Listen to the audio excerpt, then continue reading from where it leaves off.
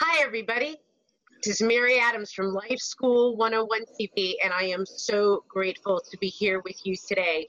I have a fabulous guest and dear friend of mine who's joining us for the show today.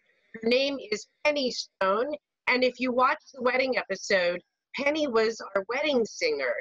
And Penny has so many different talents that I couldn't wait to get her here on the show and share her with you today. So Penny, thank you for being on the show. Thank you. It's just a pleasure to be here with you. Awesome. So please tell the audience a little bit about what you do in the world. I am a holistic health and wellness guide, and that means that I help people find healthier lives by looking at the whole picture of their life and their environment. Wonderful. And how do you do that in your practice? I work either in classes. I have some online classes in small groups, if people want to meet in a small group, or directly with one client at a time, usually online through something like this, Zoom or some other platform, FaceTime, something like that. Very cool, very cool. So what did you want to talk about on the show today? I feel that there are like 6 or 7 elements to a happy, healthy life. And it's just kind of a way to simplify all the elements, I guess, that influence our lives and decide whether or not we're going to achieve what we want, which most people want, the best life they can have. Absolutely, for sure. So tell us a little bit about those 7 steps. I call them elements because they're not in order like steps would be. You do this first, and then you do this, and then you do this. It's more like this is a whole world of all the factors that you're going to encounter in your life that are going to influence whether or not you feel happy and healthy and well and living at your best. And let's see, just off the top of my head, let me see how many of them I can remember. There is, first and foremost, I would say is choice. And the reason I say that is because choice is the thing that we all have. Everybody has choice. And in any moment, you can choose something that makes you feel good or something that doesn't make you feel good. You can choose your environment, you can choose your friends, you can choose whether or not to eat a hot-fed sundae or some delicious, healthy thing you made. So choice is the first and foremost thing. Well, and you can choose your attitude. You can choose where your focus is. You can choose how you react. You can choose where you participate and where you don't. You can choose your yes and your no. It's choosing is such a powerful place, in this cycle. And I think that it goes into everything.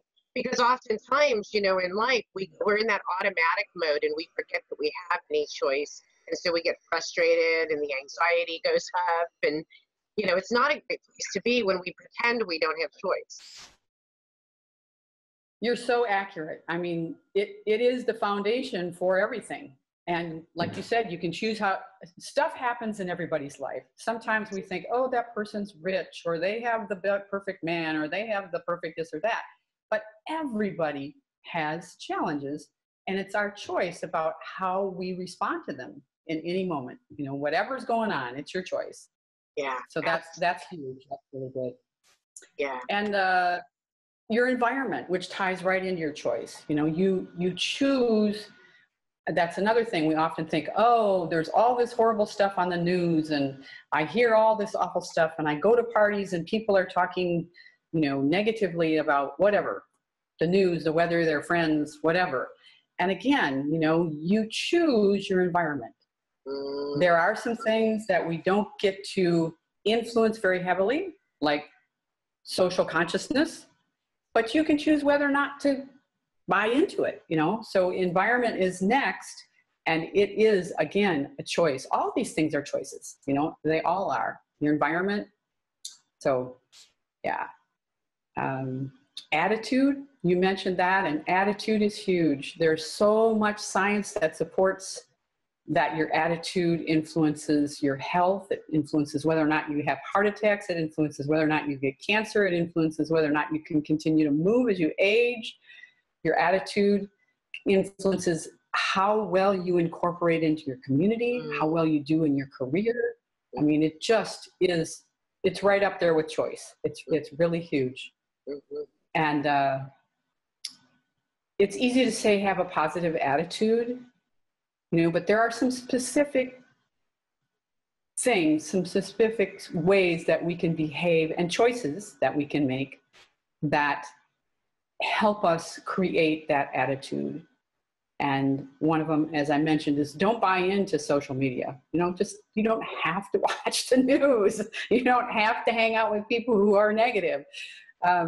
But also, you know, understanding what positive means, you know, it's easy to have a sentence, for instance, just a sentence where you say, oh, I got up this morning and my cat puked on the floor, and I couldn't find my contact lens, and, you know, my car almost didn't start. And at the same time that's going on, you got up this morning, you had a home to live in. You got up this morning, it's a beautiful day outside. You got up this morning, you have whatever, friends, family, you have food to eat. So rather than concentrating on all those things that happened that day that didn't make you feel good and were negative, you can always find something positive. Well, sure. And one of the things I want to interject here is that I see a lot of people in their everyday lives, it's an accumulation of issues, and by the time they get home in the evening, they're so frustrated and overwhelmed and full of anxiety. And I think that's a really important point, is that being responsible for letting that go, being responsible for choosing not to react or choosing not to hold that with you all day long and carry it on your shoulder, because it trickles off on everything that you do all day long. So your frustration in the morning over the guy that cut you off in traffic, it follows you throughout the day. It's very important to understand that.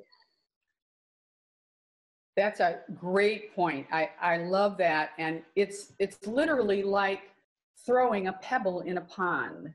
You throw your pebble in the pond with everything you choose to focus on, everything you choose. And that pebble literally vibrates out into the universe and attracts other things like it. So that's the thing about attitude that people often don't say, is that your attitude is actually literally your energetic vibration. And energy is constantly moving and vibrating. And what you choose is what you vibrate. And the universe attracts like things together. So if you're worried about this driver, like you said, who cut you off, you're going to be attracting other things that feel the same, that feel like frustration and anger and anxiety. So it's not just woo-woo. It's not just pop psychology, you know, have a positive attitude. Literally the physics of the universe. Yes, exactly. So yeah. Penny, what is the next step? The next step would be, well, again, they're not in order. These are just kind of all over, but eating, you know, this is like, you hear this a million, zillion, quadrillion times everywhere you look, eat healthy. So what does that mean? You know, that's the thing that I find that so many people really don't know what that means. And there's been lots of focus over the years on different diets and so forth. And from my viewpoint, the diet or the lifestyle, really, it's not really a diet, because the diet indicates something that you're going to do for a little while, and then I lose this 20 pounds and I don't have to do it anymore. It's really a lifestyle choice. And it's about eating basically a whole food, plant-based diet.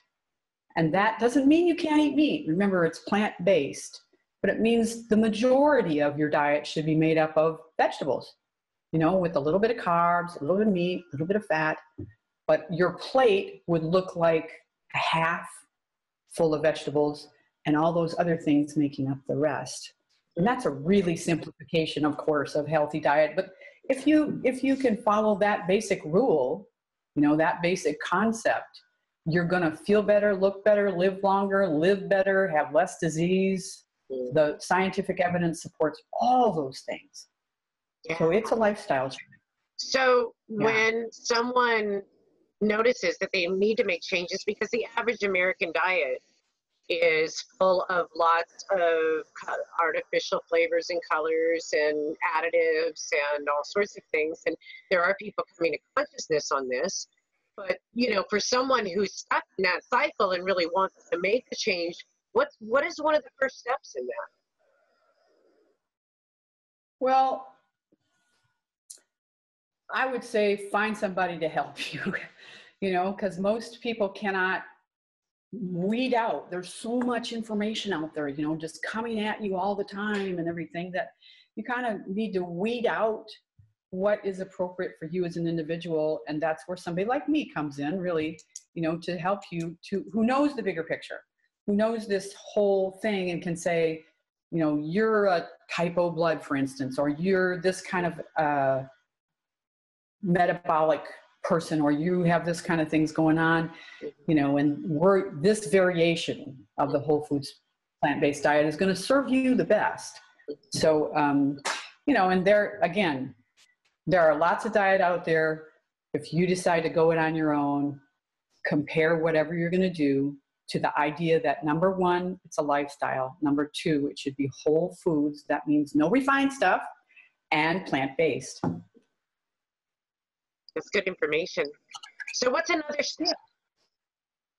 Another step is connection. And this has a lot to do, again, with choice and environment. But once again, the science over 40 to 50 years shows that people who have good connections with others are the people who live the longest, who are the happiest, who have the least disease. And connection, you know, Facebook is a type of connection, but it's not the type of connection we're talking about. Facebook is great for you to find other people to connect to, but we literally need to feel each other's energy. We need to be close enough to actually be within each other's energy field, which is, you know, like 3 or 4 feet away. We need to do things like involve ourselves in groups of people who think the way we think on some issue, whatever it may be, you know. Volunteering is huge. Giving of your time like that really benefits you as much or more than whoever you're volunteering your time with. And that can be something as simple as, you know, going and seeing your mom. You know, that's the type of volunteerism. And like I said, Facebook is great for finding people to connect with, but you need to actually face-to-face connect with people, involve yourself in some kind of community that supports you, you know, something that you enjoy, something you feel passionate about. Well, and playful and have fun and enjoy yourself and do those things on that bucket list and really live and go after those dreams. You know, that's another layer of that, is that, you know, when we bring that energy in back into the making choices, when we bring that energy in and we make a choice, okay, I've been wanting to play with pottery forever. I need clay in my hands. And you make the appointment, you go to the place and you do it. And then you take the next step, you go, oh, I'm gonna go take a class. And then you take the class and then you get your own potter's wheel. And you let it develop. And I think that's one thing that's missing, is that, you know, we don't believe in dreams anymore. We don't believe in having these big goals anymore. When you talk to people, you say, what are you doing? Well, I go to work every day and then I come home and watch the news and then my wife makes me dinner. And, you know, what's your dream? What's your passion? So that really fits into this. I think it's an essential part. Yes, absolutely. And that actually is another one of the keys that interlocks really tightly with connection, is rest and relaxation. Mm-hmm. And again, you know, what you just described, the life, I get up, I go to work, I come home, my wife makes me dinner, I hang out in front of the TV, I get up tomorrow, I do the same thing again. On the weekend, maybe I go play golf. Yeah. You know, that kind of life leads to deadness. You know, we're all on our way to being dead. Well, I want to say here, and I want to say here just that, you know, we, you know, when you have a family, and we're not saying that you shouldn't be doing this. That's not what we're saying. We're saying interject more life into that cycle, because, you know, I'm a parent and I have children and I have those things that I need to do. And sometimes it is humdrum. And that's where I have that choice to make a change and, you know, and do something differently. And so I thank you. I just wanted to interject that for the audience. So we're not poo-pooing the, you know, the family unit or how that's handled. Absolutely. It again, like you said, it goes back to choice and positive attitude. You can go, okay, I have 3 kids and I have a huge mountain of laundry to do. Or you can say, I wonder how I could involve these kids so that they would learn how to do their laundry and we could have fun doing it. Let's turn on music and make a game out of this. Or let's, you know, and that gives you connection, which you don't get if you go do the laundry by yourself and have a bad attitude and feel like, oh, I have to do all this stuff and my life is so horrible. And, you know, you, again, like you said, it's a choice, and the family unit is huge. I mean, I would never poo-poo the family union. I had, you know, every family's dysfunctional. Mine was dysfunctional less than most. And I really, really appreciate the family unit and what it does for people, or what it can do. And having said that, the family unit can be a source for many of the things that we are talking about right now, if you make that choice. If you choose to make it be uplifting and positive and fun and exciting, it can be all those things. Yeah, sure. And yeah. I love your example of, you know, when you can use this in such a way where you can incorporate many different things into one. So you can take all of these aspects, and that example that you gave was like a win-win situation in almost everything. You know, it created solutions for 4 or 5 different things that really needed the attention of that mother. And so I love that creativity around that you can just shift. And I mean, obviously I do that a lot in my life already, but you know, that was a great example. Thank you. Yeah, you're so welcome. And that is truly an example of a positive attitude. You know, if I had looked at it from a negative attitude, it would have been the first scenario. But if I look at it from a positive attitude, what happens when you choose to have a positive attitude is that you become more creative and resilient. You become able to look at a situation and go, wow, what can I get out of this? I've got laundry to do. Let's figure out a fun way to do it, you know, instead of going the other way. And there's nothing you can cultivate that will reward you more than that. That's so true. So Penny, we've got a few more minutes. So how about another step? Rest and relaxation, which ties right in with what we've just been talking about, and what Americans don't rest. We don't sleep. We don't take vacations. When we do, we take our laptop and our phone along, and we're reading all the time, you know, and it's a problem. It's really a problem. Stress is one of the biggest killers of joy, and physically and emotionally and mentally of you as a human being. And we feel guilty, you know, Americans, again, we feel guilty if we go off on vacation. We're like, I'm going off on vacation for 2 weeks. Is that okay? You know, I all this stuff that's not going to get done while I'm gone, and blah, blah, blah. Get a grip, people. You know, you're not indispensable. None of us are indispensable. And we need rest and relaxation. All those people and things that we thought we would be disappointing if we go away are going to be so much better served by us, if service is our goal, if we go and get some rest and relaxation and rejuvenation. You got to have it. Oh yeah, oxygen mask first, baby. I mean, you've got to take care of yourself first, and if you you take the opportunity to look at your life and how you're feeling emotionally, if you're feeling stressed out, look below it and see what's happening. How are you not taking care of yourself? How are you not taking time? And that's probably one of the biggest problems I see in relationships and in families, is that the parents are exhausted. They're not taking the time that they need.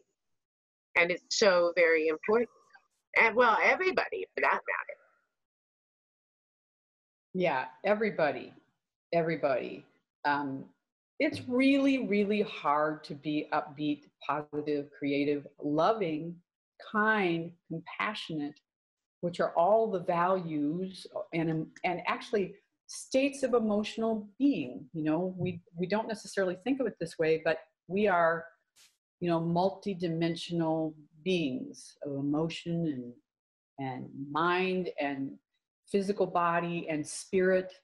And, you know, when you don't nourish those things, you get out of balance and you just can't give what you would like to give. And then you feel guilty about it.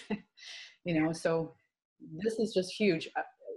I can't even stress it enough. And remember too, that you can take a 10-minute break in the day. You know, go do something that feels good to you. Yeah, absolutely. So Penny, we've got to start wrapping it up. So what I would like to do is I would like you to finish this topic up for us. Well, there are a few more things that we didn't get to today, but maybe Mary will let me come back another time. Absolutely. And talk about them. That would be great. Absolutely. Really, the idea of a holistic approach to you as a person and a being is what is going to give you the happiest, healthiest life. And if you can follow some of the hints we gave you today, you know, you're going to be on your path. Don't worry if you fall off. It's just a path. You can get back on. Absolutely. Thank you so much, Penny. That was such an insightful conversation. And I think that everybody out there is really going to enjoy the new insight that you shared today. It's such an important aspect to really pay attention to those things that we talked about, because those are often, when we don't pay attention, that's what creates the stress and anxiety and depression and high blood pressure and all of these other physical things that happen to us due to not taking good care of this vessel. And so I thank you so much for being here. And I definitely am having you back on this show. That is a for sure. And so please let everybody know how they can reach you. You can find my website at www.primevitality.net, or you can find me on Facebook, but I don't spend a whole lot of time there. And that's just Prime Vitality on Facebook. And I would love to hear from you on Facebook, or go to my website and start a chat with me. Either way, yeah, and take care of yourself. You're doing yourself, your community, your family, your planet, and your universe all a favor when you take care of yourself. Oh, I love that. That is so true. That is 100% true. And thank you, Penny, so much. And thank you, everybody out there, for watching Life School 101 TV. And today we are here without Linda. So sending lots of love to Linda, and she'll be back next week. And I want to thank you for all of your love and your support. And Life School 101 TV is about you. So if you have a topic that you would like us to talk about, or you have someone that you would like to see on the show, send us an email and go to our website at lifeschool101.tv. And a big thank you to CATV Channel 8 and 10. We thank you so much for the opportunity to do this show and all of the love and support that you give us. Thank you, everybody. Have a fabulous day. Bye-bye. Mwah. Okay, let's press stop recording.